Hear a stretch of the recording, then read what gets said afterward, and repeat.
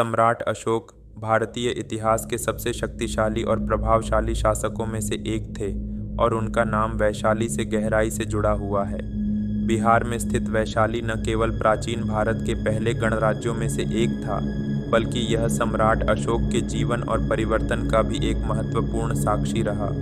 वैशाली दुनिया के सबसे प्राचीन गणराज्यों में से एक था, जिसकी स्थापना 6ठी शताब्दी ईसा पूर्व में हुई थी।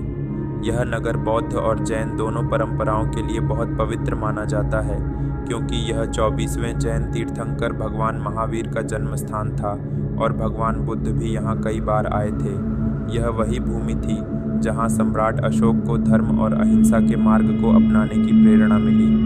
सम्राट अशोक ने अपने शासन के प्रारंभिक वर्षों में कई युद्ध लड़े, लेकिन कलिंग युद्ध की भयावहता ने उनके जीवन को पूरी तरह बदल दिया। लाखों लोगों की मृत्यु और विनाश को देखकर अशोक ने हिंसा का त्याग किया और बौद्ध धर्म को अपनाया।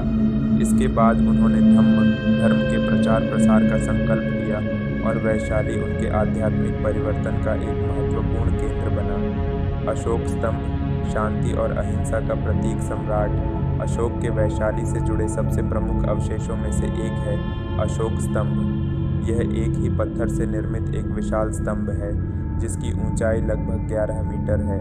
स्तंभ के शीर्ष पर एक शेर की मूर्ति बनी हुई है, जो शक्ति, साहस और बुद्ध के उपदेशों के प्रचार का प्रतीक है। इस स्तंभ पर अशोक के शिलालेख एडिक्ट्स अंकित हैं, जिनमें अहिंसा, धार्मिक सहिष्णुता और नैतिक आचरण के महत्व को दर्शाया गया है। यह स्तंभ आज भी मौर्यकालीन वास्तुकला की उत्कृष्टता को प्रदर्शित करता है और सम्राट अशोक के बौद्ध धर्म के प्रति समर्पण का प्रमाण है। अशोक और बुद्ध के अंतिम उपदेश का स्थान वैशाली का एक अन्य महत्वपूर्ण स्थल ऋणिक स्तूप है, जिसे सम्राट अशोक ने बौद्ध धर्म के पवित्र अवशेषों को सुरक्षित रखने के लिए बनवाया था। यह वही स्थान है जहां भगवान बुद्ध ने अपना अंतिम उपदेश दिया था।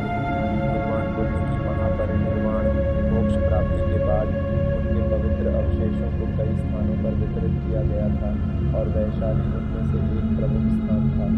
अशोक ने यहाँ एक स्तूप का निर्माण कराया, जिससे यह स्थान बौद्ध अनुयायियों के लिए स्थल बन गया। कुटागारशाला विहार बुद्ध का विश्राम स्थल। सम्राट अशोक द्वारा संरक्षित किए गए स्थलों में से एक कुटागारशाला विहार भी है, जो एक प्राचीन बौद्ध मठ है। यह वही स्थान है जहाँ भगवान बुद्ध अपने वैशाली प्रवास के दौरान ठहरते थे। अशोक के संरक्षण के कारण यह स्थल बौद्ध साधकों और भिक्षुओं के लिए एक ध्यान और शिक्षा केंद्र बना रहा।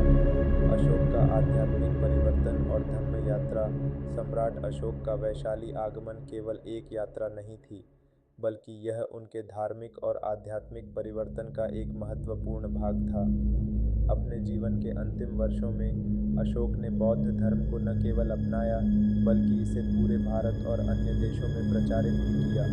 उनकी धम्म यात्रा ने वैशाली को बौद्ध धर्म के सबसे महत्वपूर्ण स्थलों में से एक बना दिया। उन्होंने यहाँ शिलालेख, स्तूप और मठों का निर्माण कराया, जिससे यह स्थान ध्यान, साधना और आध्यात्मिक शिक्षा के लिए महत्वपूर्ण बन गया। वैशाली आज भी जीवंत इतिहास का हिस्सा। आज वैशाली सम्राट अशोक की अहिंसा और शांति की विरासत का प्रतीक बना हुआ है। यह स्थल न केवल इतिहासकारों के लिए, बल्कि बौद्ध भिक्षुओं, जैन अनुयायियों और पर्यटकों के लिए भी आकर्षण का